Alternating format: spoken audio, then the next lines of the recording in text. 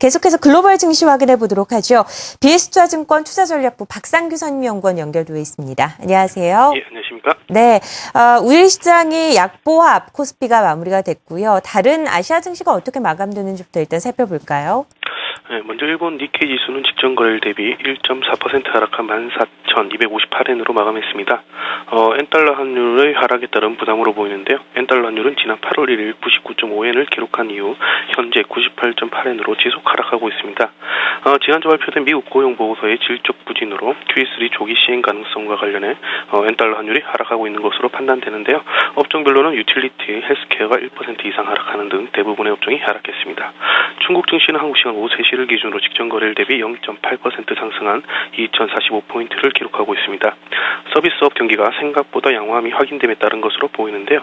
주말 발표된 물류연합회 서비스업 PMI에 이어서 이날 발표된 7월 HSBC 서비스업 PMI도 전월과 동일한 51.3포인트를 기록하면서 중국 서비스업 경기가 양호함을 나타냈습니다. 업종별로는 헬스케어 및 기초 소재 업종이 1% 이상 상승하는 등 정보통신을 제외한 대부분의 업종이 상승하고 있습니다. 지난 주말 마감한 뉴욕 증시를 살펴보면 고용 지표도 안 좋았고 구매자 관리 지수도 내구재 고문도 좋지 않았었는데도 불구하고 지수는 상승세로 마감이 됐습니다. 그런 지표들이 발표 직후에는 크게 하락세를 보이다가 이것이 양적 완화 축소 시기를 늦출 수 있다라는 기대감이 작용을 한 것 같은데요. 경제 지표가 좋지 않게 나와도 긍정적으로 해석을 하고 좋게 나와도 긍정적으로 해석을 하고 이런 뉴욕 증시가 계속해서 이어지고 있습니다. 사상 최고가 경신이 계속해서 이어질 거라고 보시나요?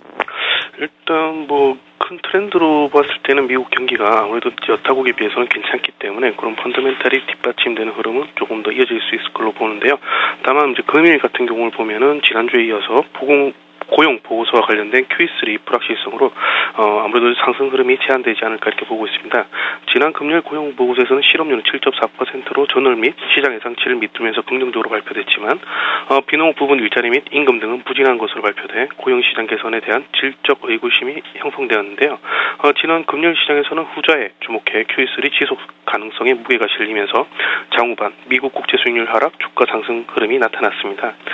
그러나 금일 아시아 시장에서 미국 국채 수익률은 지난 금요일 대비 소폭 상승돼 거래되고 있는데요. 이는 고용 보고서와 관련된 정책 변화에 대한 시장의 판단이 명확하지 않음을 보여주는 부분으로 보입니다.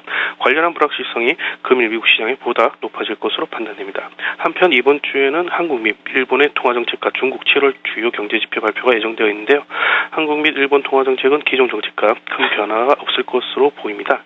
중국 7월 경제지표 관련해서는 무엇보다 수출 지표에 주목할 필요가 있어 보이는데요. 플러스 증가율로 반전될 가능성이 커 보이며 금융시장의 긍정적 요인으로 될 것으로 판단하고 있습니다. 네, 앞으로의 뉴욕 증시 전망과 체크포인트까지 짚어봤습니다. 글로벌 증시 동향 BS투자증권 투자전략부 박상규 선임연구원과 함께했습니다. 고맙습니다.